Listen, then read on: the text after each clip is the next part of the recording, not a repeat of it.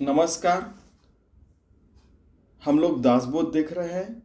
आज 8वां दशक शुरू हो रहा है और 8वें दशक को ज्ञान दशक कहते हैं और कई लोग उसे मायोद्भव दशक भी कहते हैं।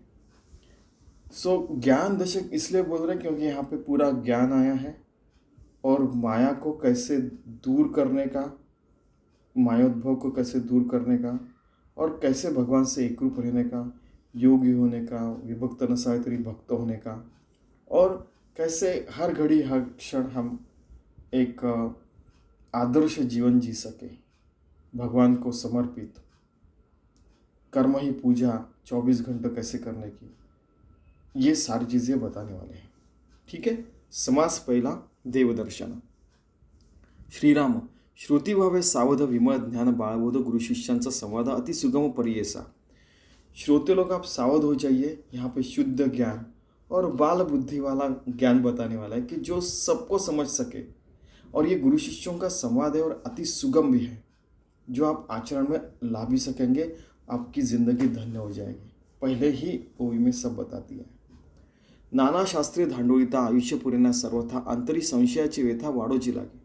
बहुत सारे शास्त्र ढूंढने के बाद पूरा आयुष्य बर्बाद हो सकता है और हमारा संशय भी बढ़ सकता है। तो वो संशय कैसे रोकने का? ठीक है, तो सारा सार विवेक करने का। नाना तीर्थे थोर थोरे सृष्टीमध्ये अपारे सुगमे दुर्गमे दुष्करे पुण्यदायके।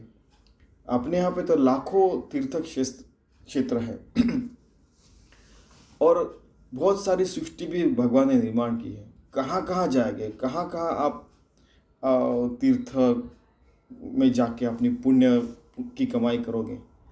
कई जो तीर्थ क्षेत्र जो है वो आसान है, जाके जल्दी आ सकते हैं।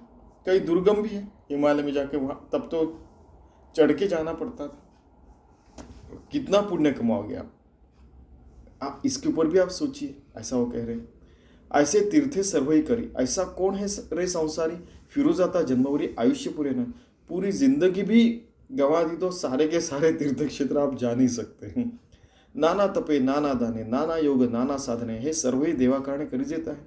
बहुत सारे प्रकार के तप कर रहे, दान कर रहे हैं, योग कर रहे, साधना कर रहे और भगवान के प्राप्ति के लिए, लेकिन आपको क्या मिल रहा है? आप सावधता से एक बार सोच के देखिए। पावावा देवादिदेव बहुविध श्रम करावा, तेणे देव ठाई पड़ावा, हे सर्व मत। अगर भगवत प्राप्ति करनी है तो बहुत श्रम करने पड़ते हैं, तभी वो समझ में आता है, तभी ऐसा होता है वैसा होता है, ऐसा सर्वमत है। लेकिन कई लोगों को आसानी से भी समझ में आता है, इतना कष्ट करने की जरूरत भी नहीं। भगवत प्राप्ति सदगुरु ने आपको जो मार्ग बताया वैसे कहे तो आपको आसान तरीके से हो सकता है। अर्जुन को तो आसान तरीके से हुआ, लेकिन वो दिन रात कृष्ण कृष्ण कर रहा था। यानी उसकी पीछे की जो भावना रहती है, कष्ट वो दिखते नहीं, लेकिन इतना भी कष्टदायक नहीं है। भगवत प्राप्ति है कष्टदायक नहीं। आप उसको कष्ट समझेंगे तो वो कष्ट होगा। यहाँ पे बहुत सारी बातें आ रही, देखिए। पावावा भगवान भगवंता ते नाना पंथ नाना मते, त्या देवाचे स्वरूप ते कैसे आहे। बहुत भगवान प्राप्ति के लिए बहुत सारे धर्म है, पंथ है, नाना मत है। फिर उस देव का स्वरूप कैसे ज्ञात करने का? अपने यहाँ पे देखिए ना, द्वैतवाद, अद्वैतवाद, विशिष्टाद्वैतवाद, इतने सारे मत है, पंथ है, बहुत सारी चीज़ें अपने यहाँ पे। सारे धर्मों में भी ऐसे कुछ कुछ होगा। तो फिर वो भगवान का स्वरूप कैसे ज्ञात करने का? ठीक है, इसके ऊपर भी आपको सोचना पड़ेगा। भूत देव सृष्टीवरी त्याची गणना कोण करी, एक देव कोणेपुरी ठाई पड़े ना। ऐसे सृष्टि में तो बहुत सारे भगवान हैं, उनकी गणना भी नहीं हो सकती है। ठीक है। बहुविध उपासना ज्याची जिथे पुरे कामना तो तेथेची राहिला मना सदृढ़ करनी। ये लास्ट टाइम हमने देखा था कि बहुत प्रकार की साधना रहती है, लेकिन जहाँ पे उसकी इच्छा तृप्त होती है कि मुझे करोड़पति बना दो, मुझे आप इंजीनियर बना दो, आपको पता है मेरे बच्चे की तबीयत ठीक कर दो, आप इतने सारी इच्छा रहती है। जो ये सारी इच्छा परिपूर्ण करता है उस भगवान के उस मंदिर में, या उस क्या बोलते उसको, साधु संतों के पास लोग जाते हैं। और फिर उनका विश्वास वहाँ पे सुदृढ़ हो जाता है। ये यहाँ पे लिखा हुआ है, वो मैं पढ़ रहा हूँ। लेकिन ये जो आप कर रहे हो वो असली भगवान के प्रति कर रहे हैं, असली साधना कर रहे हैं कि नहीं, ये आप सोच के देखिए। बहुदेव बहुभक्त इच्छा झाले आसक्त, बहु ऋषी बहुमत वेगळाले। बहुत प्रकार के देव, बहुत प्रकार के भक्त हैं, बहुत सारे इच्छा और आसक्तता जो है वो परिपूर्ण करने वाले बहुत सारे भगवान हैं, और ऋषि मुनि भी होके गए और अपना अपनी सारी चीज़ें बता के गए। उसमें से सच क्या है, जो अपने को क्या अप्लीकेबल होगा, हम कैसे आत्मज्ञान प्राप्त कर सके, ये आप सोचिए। बहु निवडिता निवडेना, एक निश्चय घडना, शास्त्रे भांडती पडेना निश्चय ठाई। ढूंढने गए तो निश्चय होता नहीं है। शास्त्र एक दूसरे के खिलाफ बात करते हैं। ये बोलता द्वैतवाद श्रेष्ठ है, कोई बोलता विशिष्टाद्वैतवाद श्रेष्ठ है, कोई बोलता अद्वैतवाद श्रेष्ठ है। उनकी भांडते हैं, उनका वाद विवाद भी होता है। असली में झगड़ा भी होता होगा, भारतीय यहाँ पे लिखा है तो उन्होंने देखा होगा, हमने भी देखा है। हम रिलीजन के ऊपर वॉर होते रहते हैं, क्या बोलते हैं, धर्म के ऊपर युद्ध भी हुए बहुत सारे। निश्चित क्या करना फिर, ये पूछ रहे, ये सवाल जवाब शुरू है। बहुत शास्त्री बहुत भेद, मता मतांश विरोध, ऐसा कृता विवाद बहुत गेले। बहुत सारे शास्त्र हैं, बहुत मत मतांतर हैं, बहुत सारे वाद विवाद हैं, और बहुत लोगों ने आके वाद विवाद करके चले भी गए। हमने क्या करना चाहिए वो सोचना चाहिए। सहस्त्रामध्ये कोणी एक, पाहे देवाचा वेग, परी त्या देवाचे कौतुक ठाई न पडे। हजारों लोगों में एक जो रहता है वो असली सारासार विवेक करता है, और करके वो भगवान के पास आता है और असली भगवान से एक रूप हो जाता है। ठाई न पडे कैसे म्हणता, तेथे लागली अहंता, देव राहिला परता अहंता गुणे। अब किसी किसी को तो भगवान समझ में नहीं आता, किसी को समझ में आया तो मेरा ही स्वामी श्रेष्ठ है, अरे हमारा ही भगवान श्रेष्ठ है। आपके सारे शास्त्र मिथ्या है। इसके ऊपर अहंता आ जाती है और झगड़े होते हैं। फिर तो अहंता आ गई तो भगवान कहाँ रहेगा, वो पूछ रही है, ये सवाल है उनका। आता असं ही बोलने, नाना योग ज्या कारणे, तो देव कोण्या गुणे ठाई पड़े। अब ये बातें सब रहने दीजिए। जिसके कारण योग, असली योग घटेगा, वो देव कौन सा है, कैसे हम योगी होंगे, भक्त होंगे, भगवान से एक रूप रहेंगे, ये कृपया बताइए। देव कोणासी म्हणा, कैसे त्यासी जाणवे, तेची बोलने स्वयं बोली जाएगा। किसको देव कहने का, कैसे जानने का, उसका स्वभाव क्या रहता है, कृपया बताइए। जिने केले चराचर, केले सृष्टादि व्यापार, सर्व करता निरंतर नाम जाचे। जिसने सारा चर अचर सृष्टि, चर चलने वाला, अचर यानी स्थिर रहने वाला, और ये सारे सृष्टि के व्यापार निर्माण किए। बायोजियो केमिकल चल रही है, कि जीवन की साइकिल चल रही है, यानी जैसे कोई सांस ले रहा है, कोई पानी पी रहा है, ये सारी चीज़ें व्यापार चलते रहते हैं। सर्वकर्ता निरंतर नाम जाचे। ये सारा कर्ता जो रहता है वो निरंतर रहता है, उसका नाम क्या है, कैसे पता चले, उसको कौन सा नाम देने का। जबरदस्त, आप देखिए। तिने केल्या मेघमाळा, चंद्रबिंबी अमृत काळा, तेज दिले रविमंडळा जया देवे। जिसने ये मेघों की माला निर्माण की है, चंद्रबिंब निर्माण किया है, जिसने उसकी कला भी निर्माण की है, अमावस्या से लेकर पूर्णिमा तक, जिसने सारा रविमंडल निर्माण किया, बहुत सारे तारे सृष्टि निर्माण किए, वो देव कैसा है। ज्याची मर्यादा सागरा, जेणे स्थापिले फणीवरा, जयाचने गुणे तारा अंतरिक्ष। वही सागर निर्माण किए, तारे निर्माण किया, अंतरिक्ष निर्माण किया, वो कैसा है। चारी खाड़ी चारी वाणी, 84 लक्ष जीवनी, जणे निर्मिले लोकी, तिने तया नाव देवा। 1,84 फेरे जिसने निर्माण किए। बहुत सारी चारों वाणी यहाँ पे पता है ना आपको, परापश्यंती वैखरी वगैरह, ये सारे निर्माण किए, तीनों भी लोग निर्माण किए, वो देव कैसा है। ब्रह्मा विष्णु आणि हर, हे जयाचे अवतार, तोची देवा निर्धार निश्चय से। ब्रह्मा विष्णु और शिव जो है उसके अवतार है, वो असली भगवान कैसे है, उसका निश्चितता से हम लोग कैसा जान सकेंगे, उसमें निश्चितता प्राप्त कैसे कर सकेंगे, कृपया बताइए। देवाराचा उठूनी देव, करू नेडे सर्व जीव, तयाचनी ब्रह्म कटाव निर्मिला न वत्से। कि अपने घर में आप जो भगवान पूछते हैं, क्या वो सृष्टि निर्माण कर सकता है क्या, सवाल जवाब शुरू है। ठाईठ है देव अस्तित्व, तेही केली नाही क्षिती, चंद्र सूर्य तारा जी मूर्ति त्याचनी नवे। कि हर जगह, हर कहाँ कहाँ कितने प्रकार के देव हैं, वो सारे देव क्या सूर्य चंद्र तारा निर्मित करते हैं क्या, ठीक है। ऐसे बहुत सारे सवाल जवाब शुरू है यहाँ पे। सर्वकर्ता तुची देव, पाहो जाता निरावय, ज्याची काळ लीला अघो, नियती ब्रह्मादिक। ये सारे चीज़ों का कर्ता वो भगवान है। वो तो निरअवय है, उसको तो एक भी अवयव नहीं, वो निर्गुण निराकार है। तो उसकी लीला जो है वो कैसी है, वो हमें क्यों समझ में नहीं आती है, और ब्रह्मादिक भी उसको समझ क्यों नहीं पाते हैं। देखिए, येथे आशंका उठली ते पुढले समासी फिटली, आता वृत्ती सावध केली पाहिजे श्रुती। ऐसी जो आशंका निर्माण हुई है वो अगले समास में मैं बताने वाला वहाँ हूँ, सावधता से श्रोते लोग आप सुनिए, ऐसे समर्थ रामदास कह रहे हैं। पैसा अवकाश आकाश काहीच नाही जे भकास, ते निर्मळी वायस जन्म आला।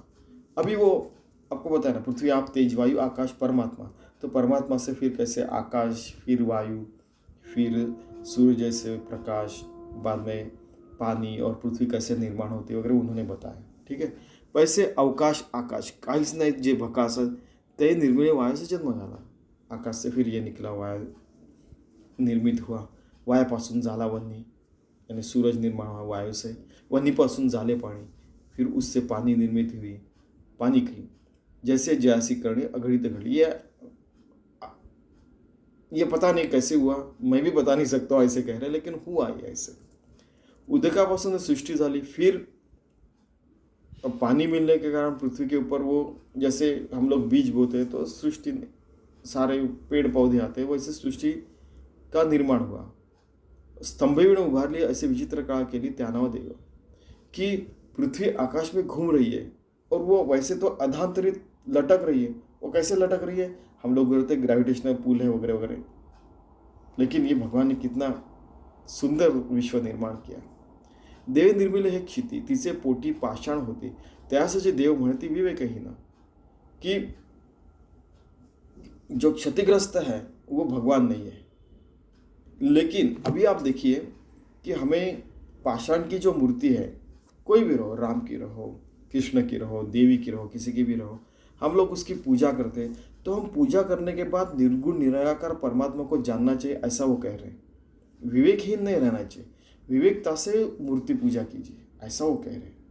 नहीं तो किसी ने एक बार वाद विवाद किया था कि हमारे भगवान को आप पाषाण कैसे करते हैं। अरे ऐसा नहीं है, वो ऐसा कह रहे कि आप पाषाण की कैसे रहेंगे। हमारे यहाँ पीतल के, चांदी के, सोने की भी मूर्तियाँ रहती हैं, कई लोगों के पास क्या स्फटिक की भी मूर्तियाँ रहती हैं।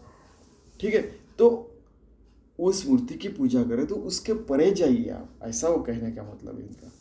जो सृष्टि निर्माण करता तो ये सृष्टीपूर्वी होता, मग हे त्याशी सत्ता निर्माण झाली, कि वो सृष्टि निर्माण करता रहता है। वो सृष्टि पहले भी था, सृष्टि के समय भी है, और सृष्टि जाने के बाद भी उसकी सत्ता रहने वाली है। कुल्लाळ पात्रापूर्वी आहे, पात्रे काय कुल्लाळ नव्हे, तो ऐसा देव पूर्वी से पाषाण नहीं सकता, पहले भी था, अभी भी है, आगे भी रहेगा। ठीक है, आपकी पाषाण की मूर्ति और आप भी रहेंगे, और आप भी नहीं रहेंगे, वो भी नहीं रहेंगे, आपका देह भी नहीं रहेगा, फिर भी भगवान हरदम रहने वाला, वो निर्गुण निराकार भगवान, उसी को जानना आवश्यक है। ठीक है क्या, मृत्तिकेचे सैन्य केले, करते वेगळे राहिले, कार्यकारण एक केले तरी होणार नहीं। अगर मृत्तिका ने, मिट्टी के अगर हम लोग सैन्य निर्माण करते तो वो निर्माण करने वाला अलग रहता है, वैसे सारी सृष्टि निर्माण करने वाला तो अलग होगा ना। वो कौन रहता है, कैसे रहता है, कृपया हमें बताइए। बच्चों जैसे भी बात है इसमें, देखिए। तथापि होईल पंचभूति का निर्गुण नव्हे काही एक, कार्याकारणाचे विवेक भूताम पड़ता नहीं, कि पंचमहाभूतों से आप बनिए ऐसे बोल रहे हैं, लेकिन वो तो निर्गुण निराकार है। फिर वो कार्य कारण का विवेक किया तो वो कर्ता कैसे हो सकता है, हमें समझा के बताइए, है कि नहीं। अवघी सृष्टी जो करता तो ते सृष्टीनं पडता, तेथे संशयाची वार्ता काढूच नहीं, कि जिसने सृष्टि निर्माण किया है उसी ने तो किया है, इसके ऊपर आप संशय क्यों डाल रहे। पहले बताया था कि आपने उसने निर्माण किया, अभी बोल रहे कि उसने निर्माण नहीं किया, वो ऐसे हुआ, हम किसके ऊपर विश्वास रखें। देखिए इतना संवाद हुआ। तो आप देखिए आजकल बच्चों को प्रश्न पूछने नहीं देते क्लास में, या जा पढ़ाई कर, ज़्यादा बात मत कर। सवाल जवाब नहीं होगा क्लास में अगर, तो लोग पढ़ेंगे कैसे। बच्चों को पूछने दीजिए। आप देखिए बड़े बड़े और छोटे छोटे बच्चे भी यहाँ पे सवाल जवाब कर रहे हैं। पिछले बार ऐसा बोला था, आप इस बार तो ऐसा बोल रहे, फिर किसको सच बोलने का, पता है ना, इस तरीके की बातें हो रही। लेकिन जो असली सदगुरु, असली संत रहते, वो बड़े शांतता से सवाल जवाब करते हैं, और वो यानी शांतता से करते, झगड़ा नहीं करते। नहीं तो आप देखेंगे तो कुछ भी हो सकता है इस दुनिया में, लेकिन ये असली संत है। ठीक है। खांबसूत्रीची बाहुली जेणे पुरुषे नाचवली, तोची बाहुली हे बोली घडे केवी। जैसे कठपुतली रहती है, उसको टेकने वैसे वो नचाता है, नचाने वाला कोई अलग अलग रहता है। तो वैसे ये पूरी दुनिया नचाने वाला कोई ना कोई होगा। देखो क्या, किस प्रकार का सवाल है। तो फिर कोई ना कोई तो करता होगा ही ना, इस तरीके से पूछा गया है। छाया मंडपीची सेना, सृष्टी सारखीच रचना, सूत्रे चाळी परिते तो नाना व्यक्ती नहीं। ये सृष्टि की रचना करने वाला कोई ना कोई तो होगा। कौन है वो, क्या हमें समझेगा क्या? तैसा सृष्टि करता देव परी तो नवे सृष्टि भाव, जीने के लिए नाना जीव तो जीव कैसे नहीं। हाँ, और एक बात, ये सृष्टि करता भगवान है, तो वो जीव में आ गया, तो वो अगर जीव हो गया तो फिर वो अलग कैसे रहेगा? वो तो अलिप्त है, सारा सारा करने वाला। फिर खुद वो जीव हो गया तो फिर वो अलिप्त तो कैसे रहेगा? ये सारा, ये जो चक्कर चल रहा है वो हमें बताइए कृपया। जे ज्या करने पड़े, क्योंकि ये अवतारों के बारे में है कि जैसे राम अवतार हो गया, श्री कृष्ण हो गया, बहुत बहुत सारे अवतार हैं अपने यहाँ पे। यानी साधु संतों को भी ट्रैप किया जाता है, देखिए। हाँ, और फिर भी वो सवाल जवाब करते हैं, अपने शिष्यों का समाधान करते हैं। जे ज्या करणे पडे ते ते तोहे कैसे घडे, म्हणून वायाची बापडे संदेह पडते। अभी इसका मतलब है कि मनुष्य जो कर्म करता है उसको उसी का फल भुगतना पड़ता है फिर। और वैसे फिर सृष्टि निर्माण किए तो भगवान को उसका आपको समझ में आया ना कि कुछ बुरा किया तो बुरा झेलना पड़ेगा वगैरह, वो सारी चीज़ें। इसका ट्रान्सलेशन क्या देखो, जे जे कर्म माणसाला करावं लागते ते कर्म तो कधीच होऊ शकत नाही। कर्म आणि ते करणारा करता सदैव भिन्नच राहतात। हे ज्याच्या ध्यानात येत नाही ते विचार करणे और विनाकारण संशयात पड़तात। इसमें और एक अर्थ दिया है कि संदेह पड़ती, आखिरी का मैंने बताया नहीं, कि अगर जो कर्म करता है, अगर आपको पता नहीं चला कि हमको जो शक्ति भगवान ने दी उससे कर्म हो रहा है, तो हम लोग फिर संशय में आ जाते हैं कि अरे फिर ये कर्म किया किसने, और फिर वो चक्कर में आ जाता, पुनरपि जन्म पुनरपि मरण। सृष्टि ऐसेची स्वभाव, गोपुर निर्मिले बरवे, परी तो गोपुर करता नहीं निश्चय से, जिसने गोपुर निर्माण किया, तो गोपुर निर्माण करने वाला आदमी वो तो अलग ही रहेगा, अलिप्त ही रहेगा ना, वो गोपुर थोड़ी होगा। तो फिर इस सृष्टि में भगवान कैसे? देखिए फिर से सवाल जवाब। तैसे जगत निर्मिले जेणे तो वेगळा पूर्णपणे, एक म्हणती मूर्खपणे जगतोची जगदीश।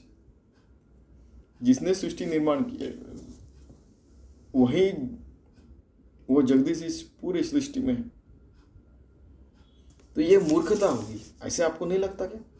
देखिए, यह सवाल भी है, जवाब भी है, और वो संवाद भी है। देखिए, एवं जगदीश तो वेगळा, जग निर्माण त्याची कळा, तो सर्वांमध्ये परी निराळा असोनी सर्वे। कि ये जगदीश जिसने जग निर्माण किया वो सब चीज़ों में रह के भी अलग भी रह सकता है, ऐसा भी हो सकता है। ठीक है।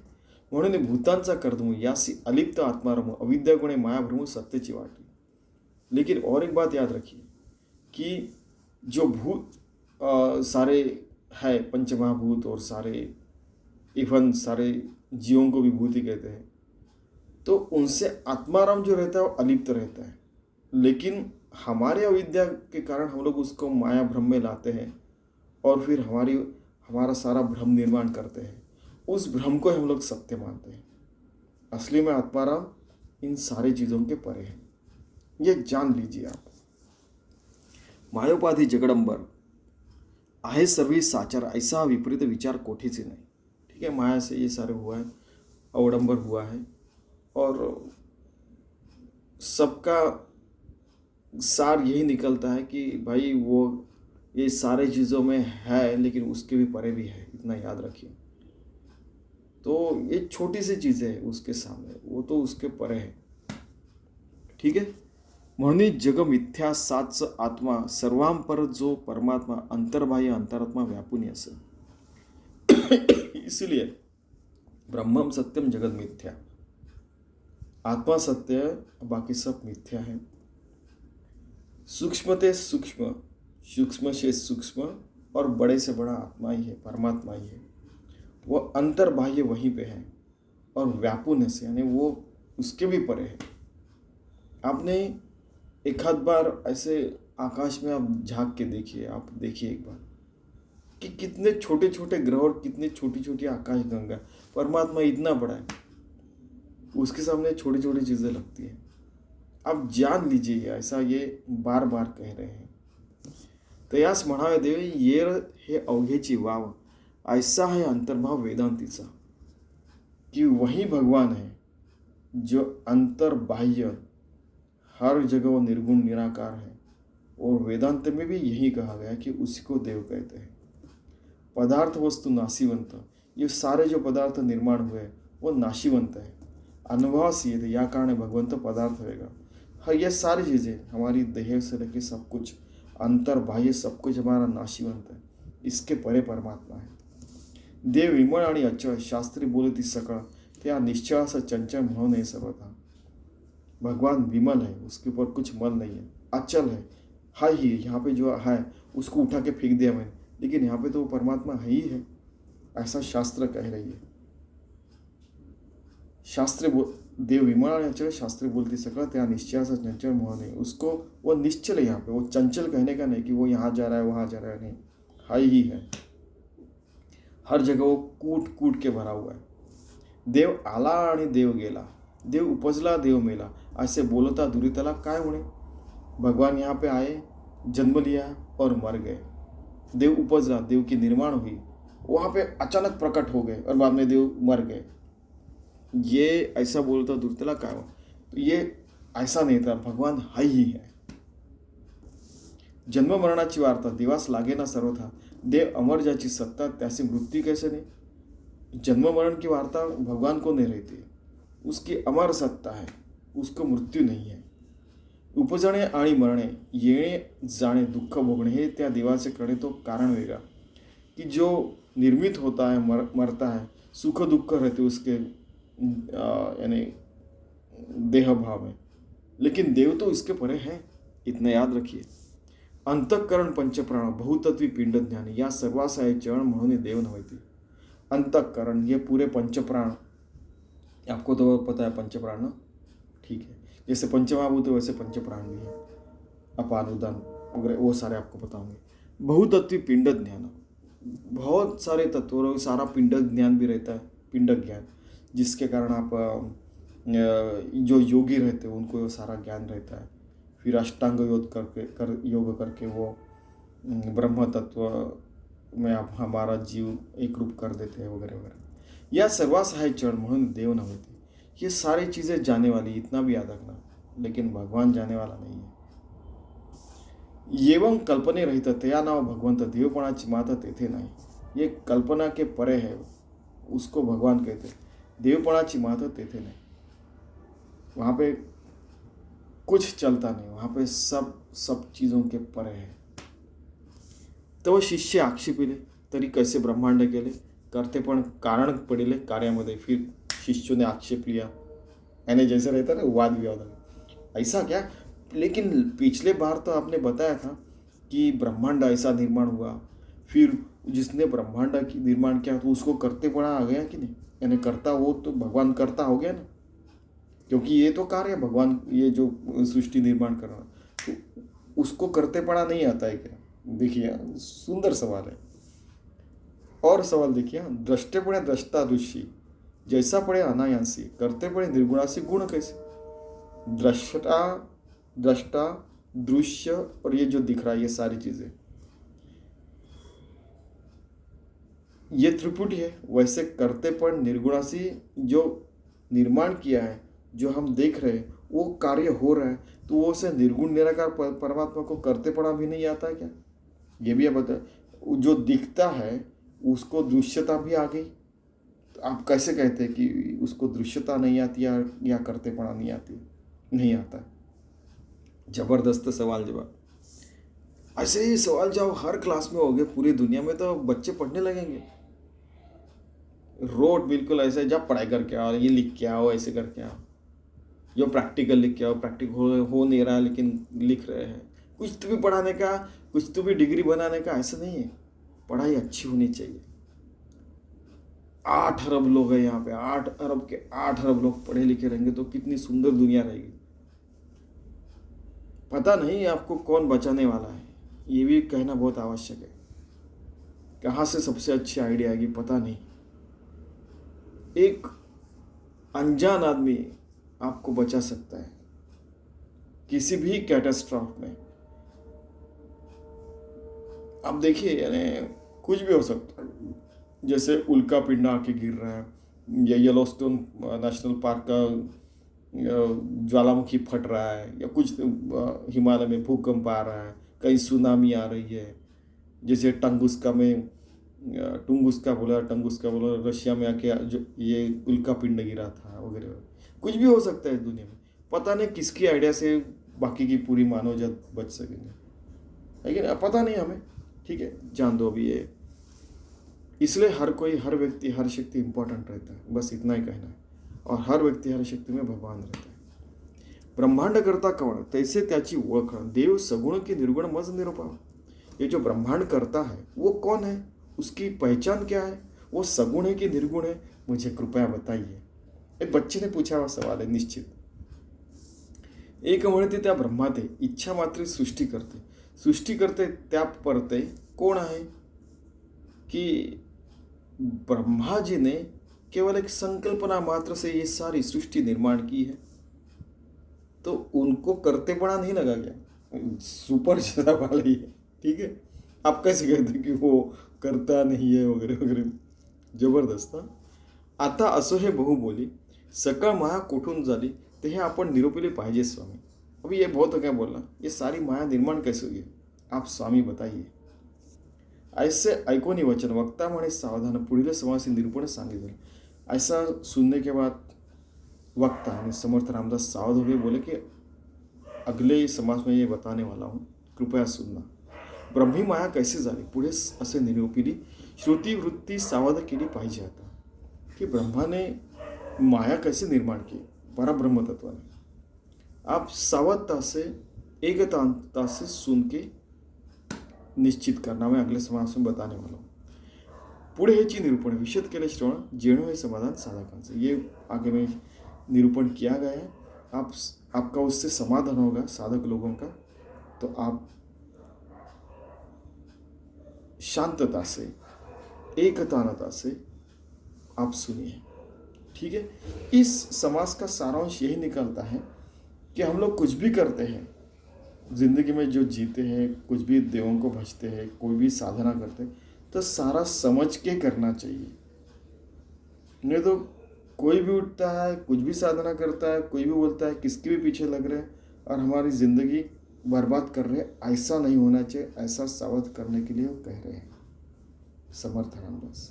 ठीक है, बाद में उन्होंने पहले बताया कि हमें योगी होना है, भक्त होना है, और 24 घंटे भगवान की साधना करने की, और फिर नित्य मुक्त रह के, हमारा देह तो जाने ही वाला है सबका।